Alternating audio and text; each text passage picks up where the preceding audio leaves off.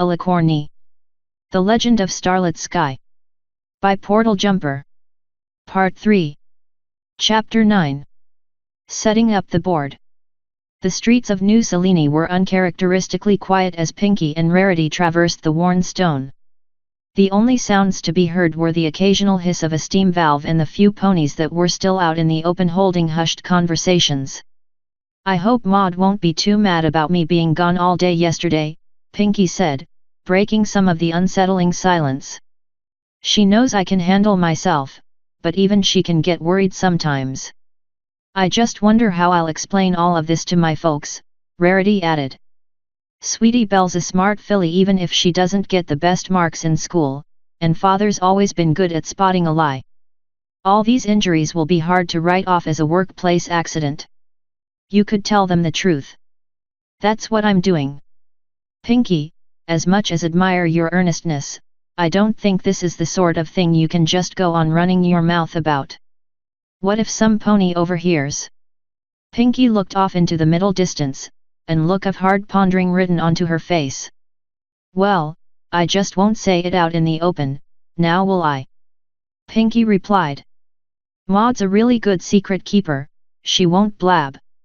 For as taciturn as she is, I honestly believe that," Rarity said, wincing slightly as she stepped on an uneven section of the street.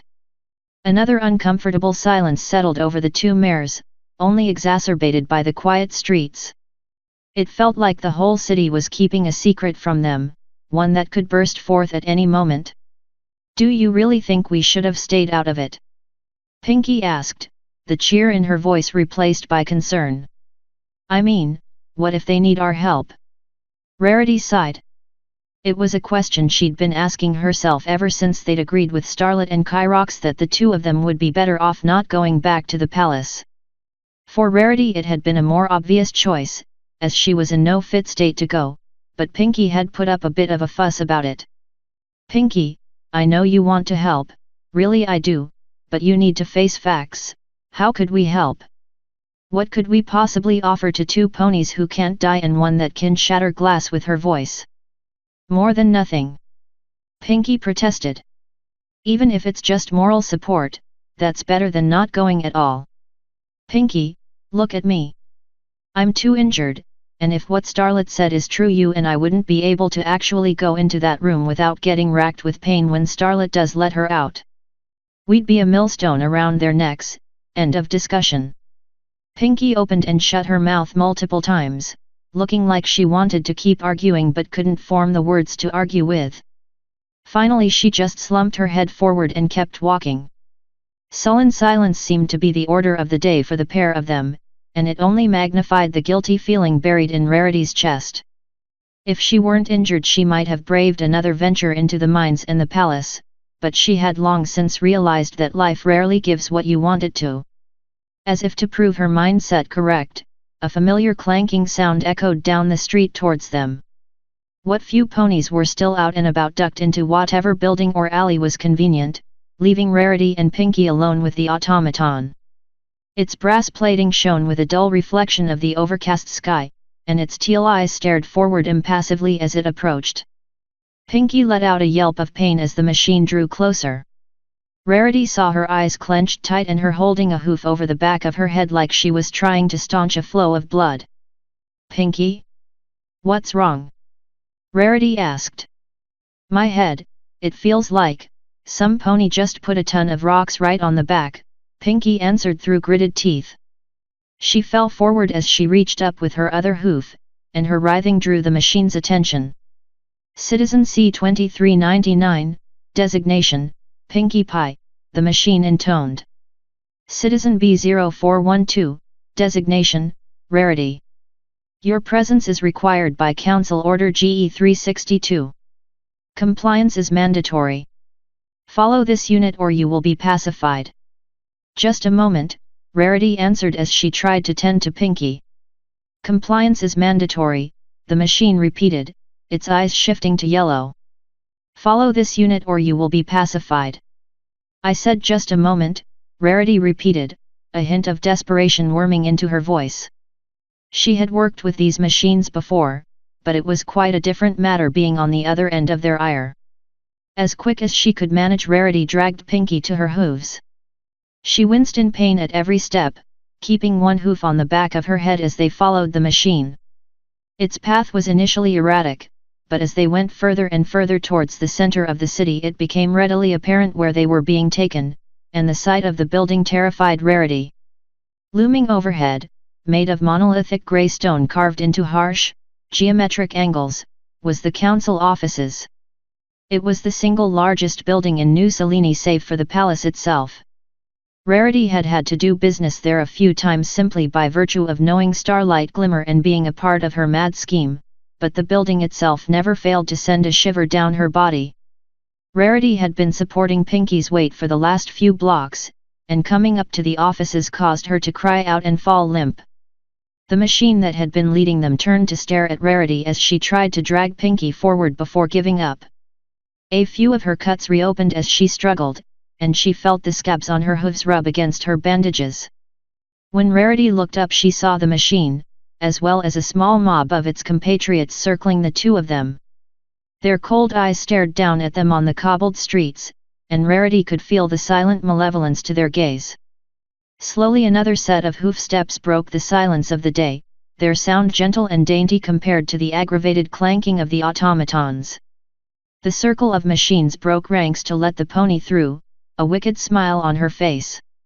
"Rarity, long time no talk to," Starlight Glimmer said, friendliness dripping off of her words like oil. "You need some help?" Kyrox had a long flight back home, and a lot on her mind to occupy the time spent in the air. She thought about Starlit Sky, and her seemingly noble intentions. Her plan to free her lady was audacious and daring, to say nothing of her conviction in the rightness of her actions. Such staunch service to the good of all was commendable, to say the least. Kyrox knew what the cost of conviction could be. Conviction had cost her people everything, their freedom, their place in the world, and in many instances their lives. She didn't find the notion of conviction very enticing, as laudable as it could be.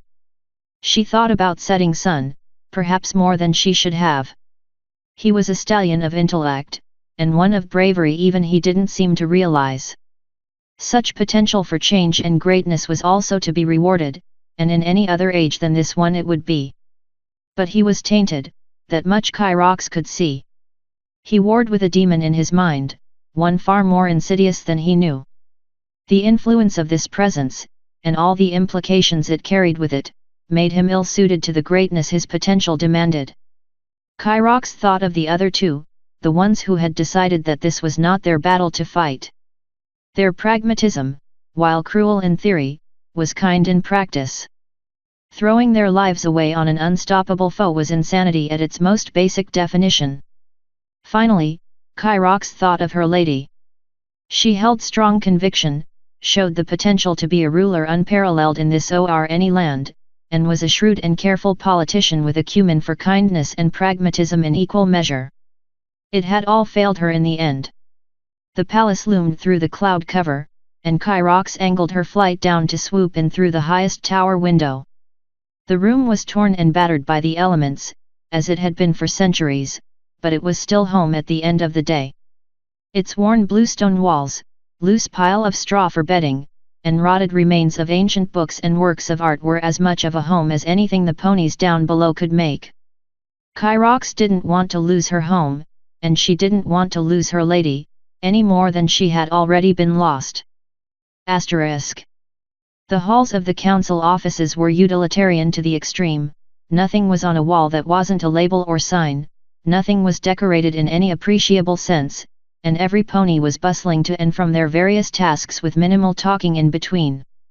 Pinky had been taken away by a pair of the machines on a stretcher, ostensibly to treat her for whatever had caused her sudden migraine. Rarity knew enough about how Starlit operated to know when she lied. "I must say, it has been an absolute nightmare getting ahead with the project without you, Rarity," Starlight said, her tone as jovial as the day they'd departed. "Do you have any idea how tough it is finding a talented geomancer in this town?" Rarity remained silent, glaring daggers into the back of Starlit's head. Still not talking to me, hey? Starlit continued. That's fine, really it is.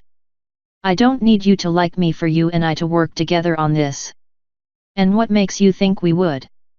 Rarity asked. The fact that if you don't, your family is never going to see you again. That's a big reason I got into politics, you know? I didn't want to be beholden to any pony's agenda except for mine. My family doesn't have an agenda, Rarity replied through gritted teeth. They don't? That's funny, because last time I checked they were completely reliant on you for everything. Sister too young to work, a father that's a cripple and a mother that's half thistral for all any pony cares. Holding you back is their agenda, whether they know it or not. Were it any other pony, were they in any other place, Rarity would have tackled Starlight to the floor and beaten her bloody. All she could do was imagine how sweet the satisfaction of seeing her pounded would be when she got the chance. Rarity, I'm humble enough to admit when I've made mistakes, Starlight said, her voice dropping. Losing you on the project was a mistake, and the methods I've used to try and see my vision made real have been ill-conceived up until this point. The entire project is a mistake. Rarity retorted, her voice echoing around the cavernous halls. A few ponies stopped and looked at her before resuming their business. Starlight, for her part, continued her resolute walk forward. They were in a part of the offices that Rarity recognized, facing an all too familiar door that led to Starlight's study. With a swish of her magic, Starlight opened the door, offering Rarity the first step forward. With nervous step, Rarity entered the modestly furnished office. There was a desk made of rich, oiled wood at the far side with a packed bookshelf behind. Off to the right side of the room was a workbench with a few mechanical odds and ends strewn about it, and on the left was something contained underneath a large tarp. Please, have a seat, Starlight said, offering up a comfortable-looking chair in front of the desk. Rarity took it, if only so she could get weight off of her hooves, and Starlight took the seat next to it, turning them to face each other as she did. You've redecorated, Rarity noted. It's a shame, really. This Spartan aesthetic really does not suit you. Times have been tight, and I've been using more of my wages on materials for the project than for creature comforts, Starlight replied. Rarity and Starlight stared each other down, eyes hard and faces firm. It had always been a little game they played when they still were on good terms, trying to see who would crack first, but now Rarity was deathly serious in her attempt to intimidate. You know you're not any better at this, Starlight quipped. You still have that little nervous nose scrunch when you try to hold it together.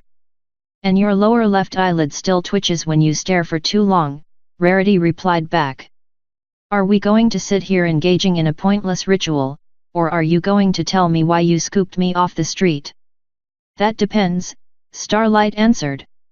Are you going to tell me why you're conspiring with the mare that's trying to ruin my plans? Rarity held her mask, but only barely. If Starlight already knew about how she had been helping Starlit Sky, then she had all the leverage she could ever possibly need. There's that nose scrunch again, Starlight remarked with a smile. This doesn't need to be difficult, Rarity. You have a bad habit of making it difficult.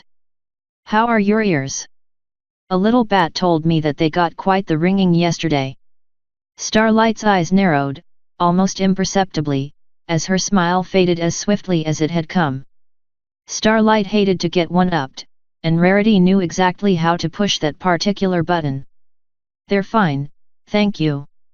My personal guard are still getting fixed up thanks to that sonic assault, but they should make a full recovery as well. You talk about them like they're alive, Rarity said.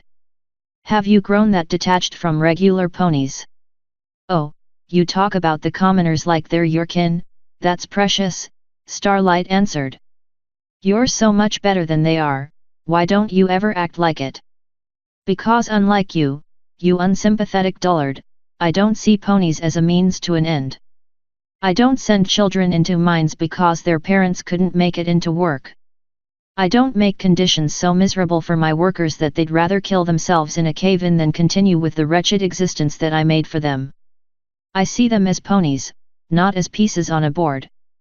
But there was a time when you did, Starlight retorted. There was a time when you were just like me, and were perfectly willing to send scores off to die so you could shape the world in your image. And it haunts me every day of my life, Rarity spat back. What we did was unforgivable, but at least I try to atone for it. Starlight didn't reply immediately, just further stared into Rarity's eyes. They were hitting the point where one of them would have to break off their contest eventually. Rarity's eyes stung and watered, and Starlight was half blinking just to keep some moisture in them. Starlight was the first to blink and look away, giving Rarity a much-needed reprieve. She blinked compulsively and rubbed her eyes to get some feeling back in them, so she didn't notice when Starlight stood up and sauntered over to the tarp.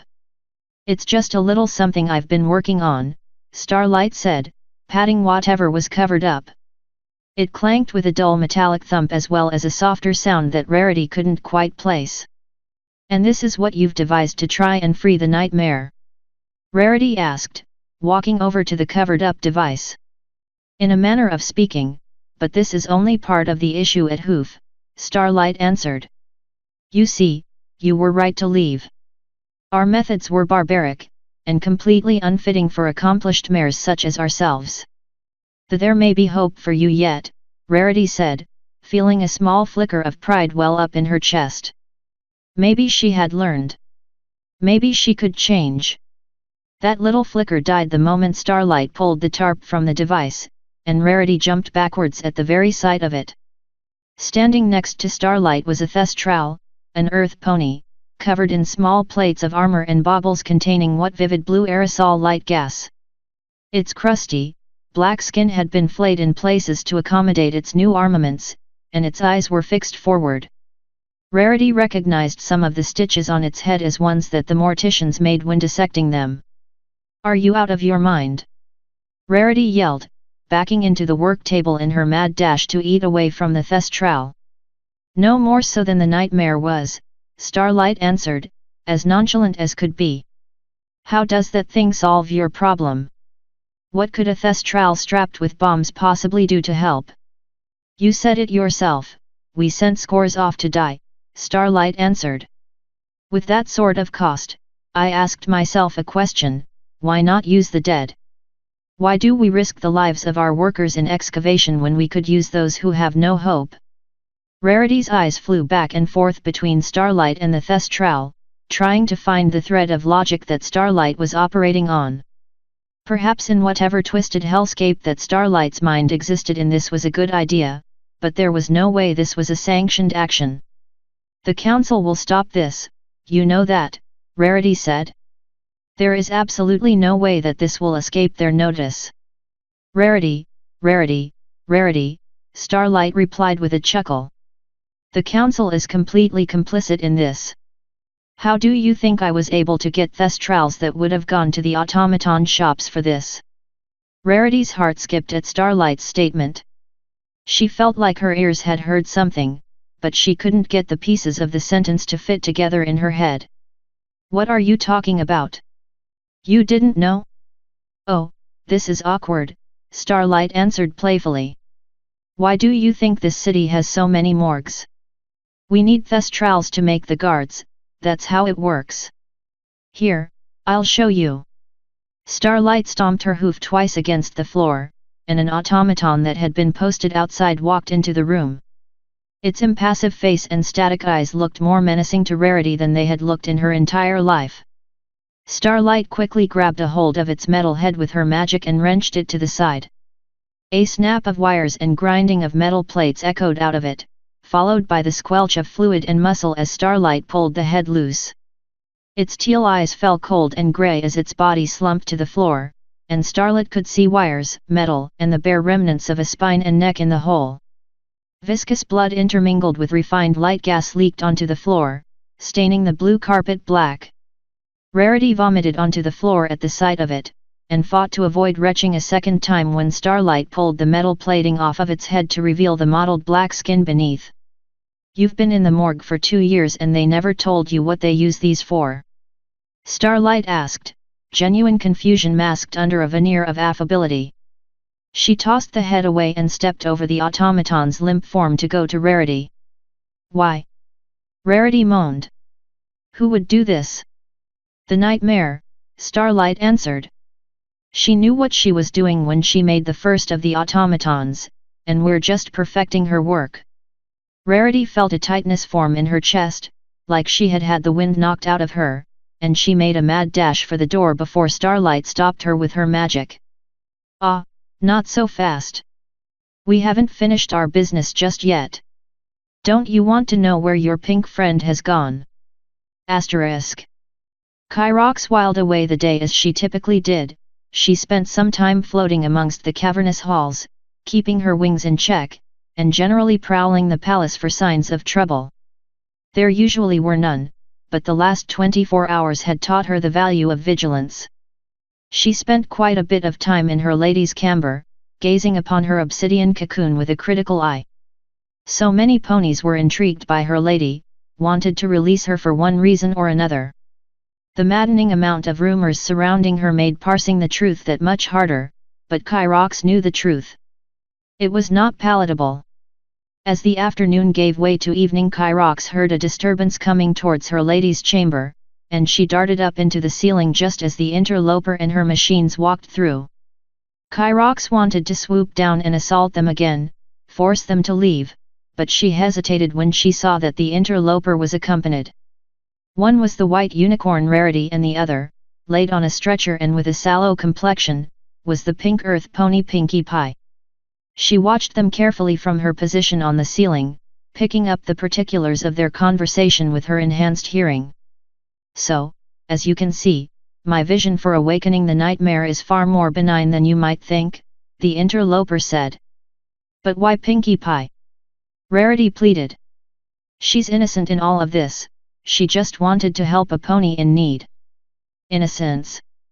Such a naive term, one that Kyrox didn't much care for. No pony was really innocent, although what they were guilty of was a different matter entirely.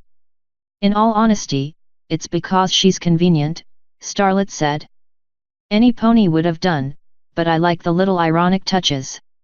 Call it poetic justice. Rarity looked like she was about to wheel off and attack the interloper, but one of the machines held her back with its cursed, stolen magic.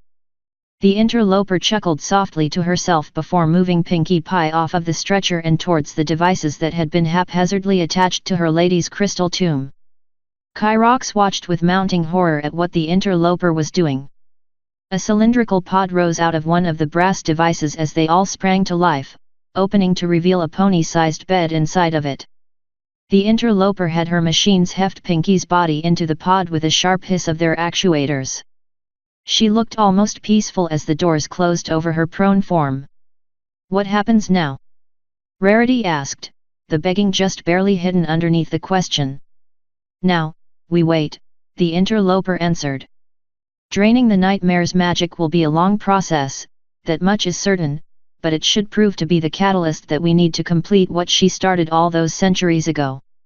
Kyrox nearly lost her grip on the rafters she had been hanging from, barely maintaining her balance as she scrambled back up. She focused her eyes to try and see what was being worked on, but the interloper and Rarity had moved to the other side of the room and behind her lady's tomb.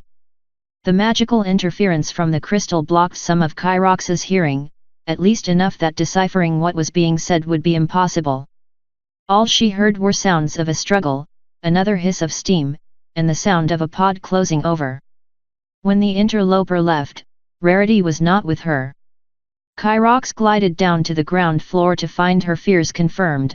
Pinkie Pie was asleep in one pod, and Rarity was slowly fading from consciousness in the other.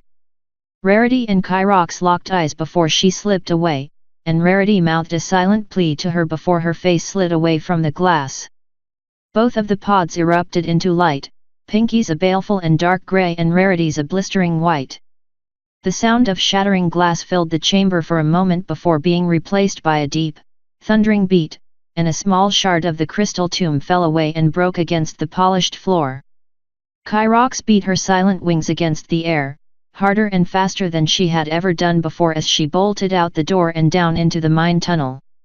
Starlit sky and setting sun needed to be notified. Plans had to be set into motion. Kyrox's lady had to be kept asleep, no matter the cost.